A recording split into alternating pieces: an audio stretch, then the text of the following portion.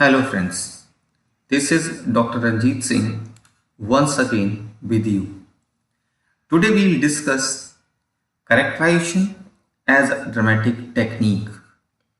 While talking about drama, a lot of references are made to characters. So my discussion will help you to know about characterization and character analysis. So let's begin with. Characterization is the playwright's imaginative creation of characters that can effectively dramatize his story. The action of the play is presented through such characters. He does so by impregnating the characters with certain recognizable human traits and qualities. These qualities include physical attributes, moral, psychological, and emotional dispositions, their attitude towards other characters and situations, and so on. At the point of conceptualization of the idea he wants to present in his play, he thinks of the best way to present it, to make it interesting and at the same time informative. He builds this idea into a story form and thinks of the type of characters that can tell this story effectively. So, the writer uses the characters to analyze and develop his theme and drive the plot, push the plot. His ability to craft the play in such a way that each character blends well in the plot is called characterization. These characters are presented and they develop in the course of the action. In most cases, the characters grow from innocence to maturity or from ignorance to knowledge. They also change according to situations and events. When this is done, the characters are referred to as round characters. In Arms and the Men, for example, Rana grows from innocence to maturity in the course of the play. You will recall that at the beginning of the play, Rana is very romantic and full of fantasy. First about Sergius and later about her chocolate cream soldier Blunt Sully. Her understanding of love is very shallow. But by the end of the play, she realizes the difference between reality and fantasy. Because in the end of the play, she marries Captain Blunt Sully. On the other hand, Sergius, he also realizes his ignorance of the military and also the need to marry for love and not for position. The important elements in characterization are consistency and motivation. A good playwright must craft his play in such a way that his characters are consistent. They should be having the same pattern throughout. You don't expect a character to behave like an educated young man in the opening scene and in the following acts like an illiterate village girl. This could happen if there is a proper motivation for that.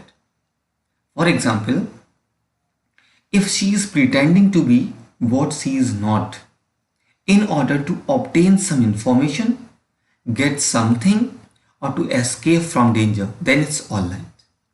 So, motivation in characterization means that there must be a good reason for any action that is taken by every character in the play. Let's take an example from Arms and the Men. What is the reason for Captain Blunt Sully's flight from the battlefield? A soldier who is paid to fight cannot just run away like that. Now you know the reason. He runs away because they do not have proper ammunition. He cannot fight with his bare hands. So he runs away to save his life. The characters are the persons in the play. They are endowed with, decorated with moral and dispositional qualities that are expressed in their dialogues and in their actions. The reason or grounds for action, temperament, and moral dispositions constitute his motivations. They act out the story of the play from the beginning to the end. They act within the limits of possibility and plausibility. Plausibility refers to the quality of seeming reasonable or probable. This means that they and their actions should be as close as possible to reality. The playwright therefore creates a story that is credible for them to act. Each playwright, depending on his style, chooses how to develop his characters. Now let's discuss about character analysis. The ability to create characters and to ensure that they suit the action of the play is what we refer to as characterization. What is created is called character. Characters refer to the people who act the play. Drama is the most active form of literary art and is presented in dialogue. It is not like the novel or poetry where the novelist tells a story. The story in a play is told as people talk to one another and interact in interpersonal relationships. These people are referred to as characters. Characters in a play must not necessarily be human beings. Animals or things can be used as characters. This depends on the intention of the playwright and the style he wants to adopt. In allegorical plays, like Everyman, you can take the example, medieval play, animals and abstract qualities are also used as characters. In the play, you can identify each character through his name, through what he says, what he does, what other characters say about him, and what the playwright says about him. The playwright's comment is contained in the stage directions. The stage direction is usually enclosed in a bracket and in most cases written in italics. You can find it at the beginning of the scene or at any point in the play whenever the play wants to give information about the character, his action, the environment, the mood, or any other information that is relevant to the action and which is not embedded in the dialogue. Now we'll discuss the types of characters that are used by the dramatists. There are different types of characters in drama. They include the protagonist, the dynamic character, the static character, the flat character, the round character, and stereotypes. Now first of all, about the protagonist and the hero. You know, whether you say hero or the protagonist, he is the main character and the center of the story. He is called the protagonist or the hero. If he is pitted against an important character, like in Hamlet, the opponent is called an antagonist. The rival character to the main character is called antagonist, or simply in your language you refer to him as villain. In the play, Hamlet is the protagonist while King Claudius is the antagonist, and the relationship between them is what we refer to as conflict, and conflict is the chief element of any tragedy. You know that. Usually the story revolves around him, revolves around the main character, and in fact the story is about him. He is easily identifiable because he stands out over and above most other characters. He is more important than the other characters. Everything revolves around him as he influences the action that is going through. He creates a world for himself, which could be big or small, palatable or detestable. He lives to sustain or oppose what happens to him. His role is usually central to the development of the theme, and whatever happens to him or whatever he does has much significance to the outcome of the story. He is often referred to as the hero of the story or the protagonist, and he is one of the major characters in the story. His central position in the story places him in a very important position. The playwright therefore portrays him very carefully. His many-sided and complex nature is presented in details. He helps to inject life in the story when he is properly presented. Let's take the example of Oedipus Rex. In Oedipus Rex, King Oedipus is the protagonist. He is not just one of the major characters, but he is the major character himself. The story that is told in the play is about the birth, the rise, and the fall of King Oedipus. Sophocles, the dramatist, he uses him to show his audience that man is helpless before the gods. This means that a man cannot change his destiny no matter how hard he or the people around him try.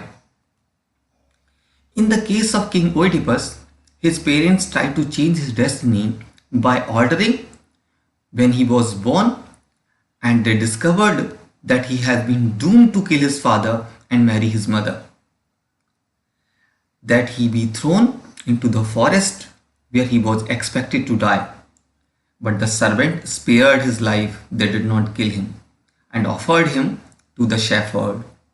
When he grew up, he tried to change that fate, but could not succeed. Instead, he moved closer to it, and eventually he fulfilled what was written in his destiny. Now, let's discuss about what is dynamic or round character.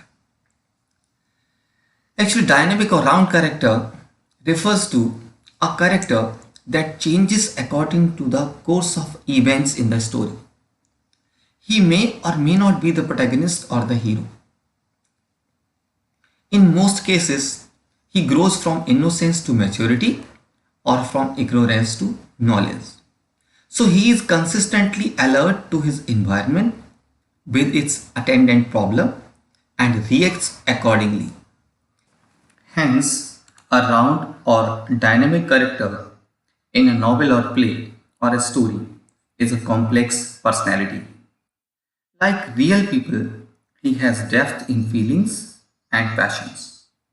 A round character has many layers of personality.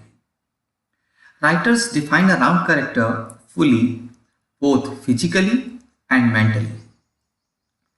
It is the character with whom the audience can sympathize, associate with, or relate to, as he seems a character they might have seen in their real lives.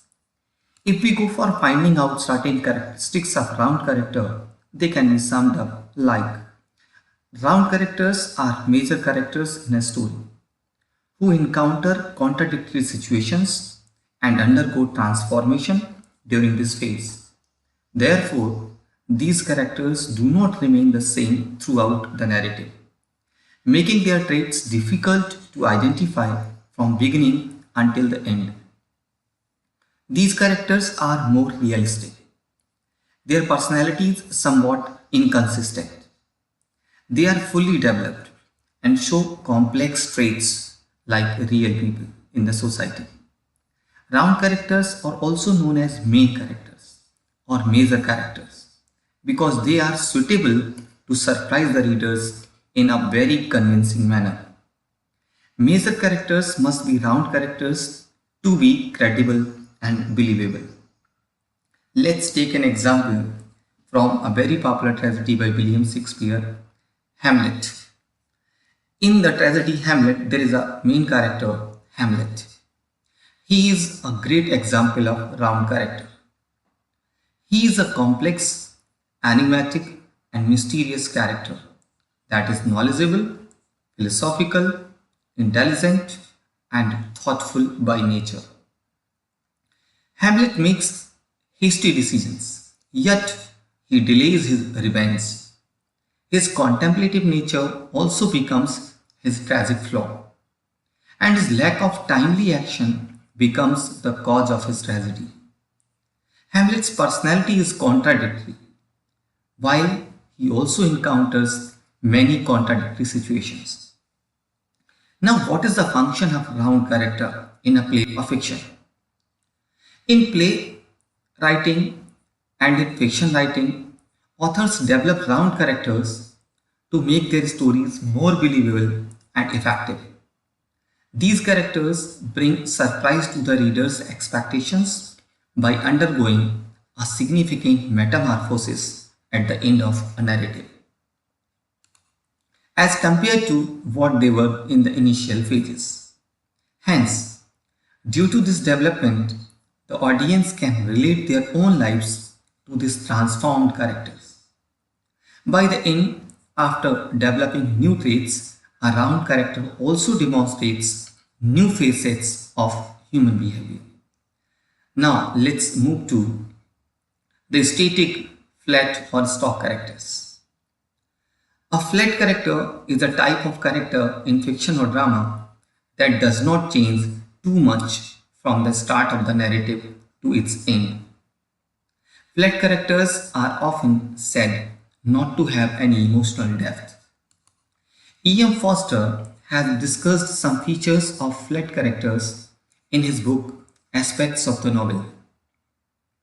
According to Foster, a flat character is a simple character, shown by the author as having just one or two qualities, which generally remain the same throughout the story, not undergoing significant growth or changes.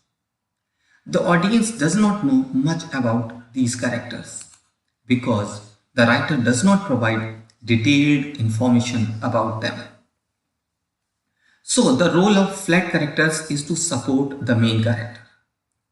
They do not go through a substantial growth or transformation in the course of the narrative.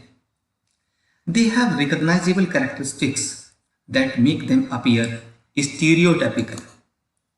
They are often referred to as one or two-dimensional characters, usually having one perspective or point of view about life, things, or events.